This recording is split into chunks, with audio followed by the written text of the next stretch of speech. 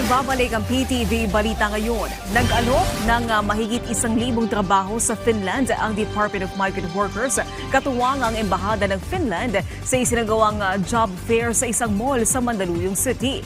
Bahagi ito na nagpapatuloy ng Philippine-Finland Friendship Week na nagsimula kahapon. Layo nitong patatagin pa ang ugnayan ng dalawang bansa para makapagbigay ng oportunidad sa mga Pilipinong manggagawa. Pinalalakas din ng Philippine-Finland Friendship Week ang bilateral labor relations, cultural cooperations at people-to-people connections ng dalawang bansa. Tiniyak ng Bureau of Customs ang ligtas at maayos sa pagpapadala ng mga balikbayan box ng overseas Filipino workers sa Pilipinas ngayong Kapaskuhan. Inatasan na ni Customs Commissioner Ariel Nepomuceno ang mga tauhan ng BOC na tiyaking cleared na at naide-deliver ng tama ang mga balikbayan box sa pamilya ng mga OFW. Bumuo din ng ahensya ng Balikbayan Action Center na layong protektahan ang mga balikbayan box at para mapabilis ang pagde-deliver sa mga ito. Sa pagtataya ng BOC, mahigit 400,000 balikbayan boxes ang dumadating sa bansa kada buwan. Samantala, alamin natin ang ibang balita sa PTV Davao mula kay Jay Lagang.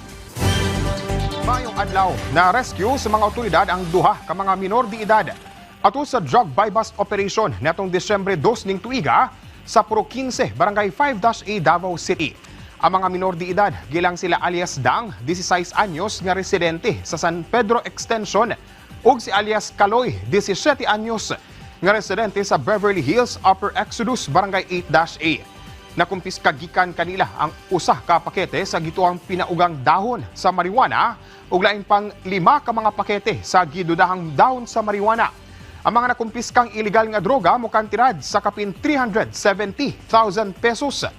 Nagmalampuson ang operasyon sa tabang sa mga personahe sa City Drug Enforcement Unit, kauban ang Regional Police Drug Enforcement Unit 11 ug Santa Ana Police Station. Formal na nga gitunol sa probinsyal nga kagamhanan sa Davao Oriental ang financial assistance nga nagkantirad og 1 million pesos ngadto sa probinsya sa Cebu alang sa nagapadayon nga recovery efforts human sa nilabay nga pag-igo sa Bagyong Tino. Tingwa sa provincial government sa Davao Oriental nga makatabang sa pagtukod og balik sa mga panimalay sa mga nabiktima sa mong bagyo.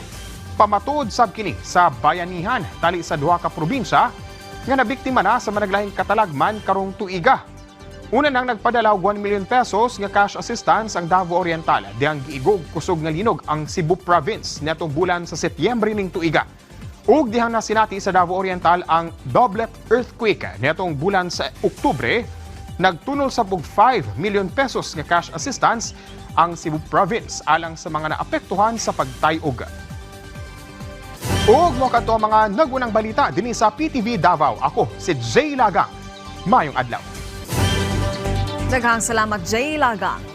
At yan ang mga balita sa oras na ito. Para sa iba pang update, i-follow at i-like kami sa aming social media sites at PTV PH. Ako po si Naomi Tiburcio para sa Pambansang TV sa Bagong Pilipinas.